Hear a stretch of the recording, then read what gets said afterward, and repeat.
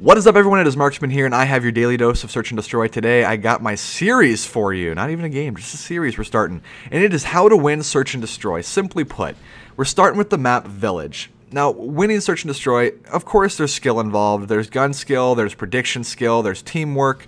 There's a lot of things. But those don't matter as much as choke points and line of sight. I think if you know your choke points and your lines of sight, you can backpack teams, and there's plenty of games to prove it that I've uploaded, that Dysfunction's uploaded, Temp's uploaded, all the Search and Destroy Elite have uploaded, essentially. And you'll see that, hey, one player can make a huge difference if they know what they're doing, they know the lines of sight, and they know where to sit. On Village, I love to sit hut. It's one of my important places. I think I can cover small bridge, large bridge, bottom hill, and small cave, all of which are very important to keep people away from B. Obviously, large bridge is very important too in the beginning, but it becomes less important once you have hut control. Large bridge really helps you take hut control when they can throw stuns to the back rock.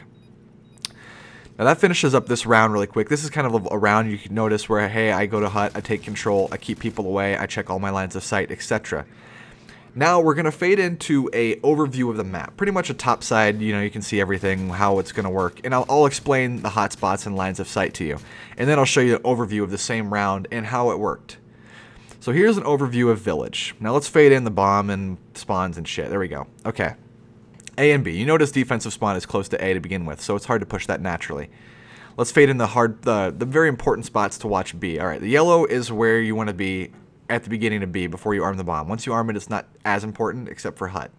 Hut's line of sights, like I said, includes small bridge, large bridge, bottom hill, and small cave. Just by sitting there, you can cover all the important parts.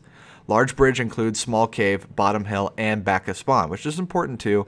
But like I said, it's more important in the beginning of the round rather than the end and once it's armed.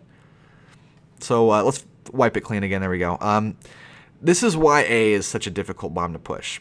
Naturally, A is very close to the defensive spawn, and the important parts on A are back of large caves, that alley along the back way there as well, and the Toyota pickup truck. Now, you're going to find enemies all the time on top hill, bottom hill, river, and back cave and that back alley, which makes it really hard to push the only available spot that you even have to go on offensive spawn, which is the Toyota pickup truck. That's why a lot of teams choose to go B on offense. It's just naturally the better way to go. Now let's fade into an overview of that last round. Now I'm going to mention this now, that we're only showing offense in this video.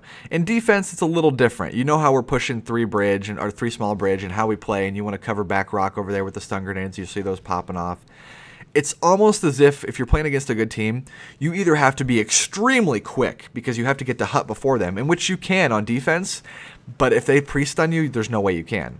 So you have to be able to avoid the stuns, and you have to be fast. At the same time, you're trying to do this with a rifle, because when you get to hut, a submachine gun doesn't really cover the distance you're going to need to shoot with small bridge all the way back to spawn, where you're going to find most of the people.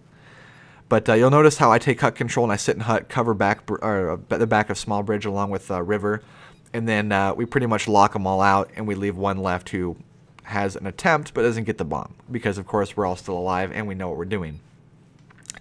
That really gives you the overview of Village offense. Defense, like I said, you're going to have to push really aggressively, or you're going to have to play a little campy with rifles and long-range weapons. But I hope this helps you win Village next time you play. If you'd like, check out my channel. If not, I'll still love you. Comment, rate, and subscribe as well. And make sure to keep on gaming.